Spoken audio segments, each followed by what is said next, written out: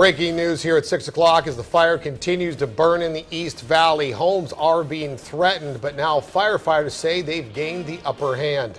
Good evening. Thank you for joining us tonight. I'm Gino Lamont. And I'm Thalia Hayden. Elizabeth Bobian is off this evening. Let's take you right back to that fire in the East Valley. This is a live picture from our camera atop the Fantasy Springs Hotel. You can see the smoke still rising from this fire. It was threatening homes for a time, but firefighters got in front of it and stopped it from spreading towards that housing tract. Our Angela Monroe live at the scene near Thermal with the very latest. Angela, good evening. Good evening, Gino. Well, as you can see behind me, the thick black plume of smoke that we'd seen about an hour earlier is now gone. Instead, we're seeing white smoke that seems to be dissipating quickly.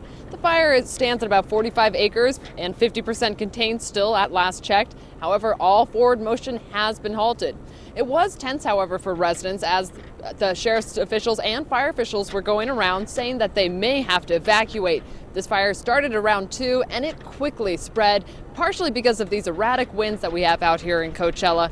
But the fire department quickly brought in tankers as well as crews and were able to protect the homes out here in the Thermal and Coachella area. I spoke to a resident who was worried that he might have to evacuate.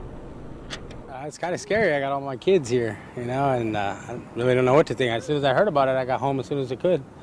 But the sheriff told my wife that we're going to have to evacuate or something if the winds change or something like that. No. Of course, the residents here on Wallace Street as well, over on Tyler Street, are of concerns. There's no evacuations right now, but if they choose to do so to get out of the smoke, City of Coachella has opened up a cooling center, and they can utilize that over at the Senior Center over on 7th and Orchard.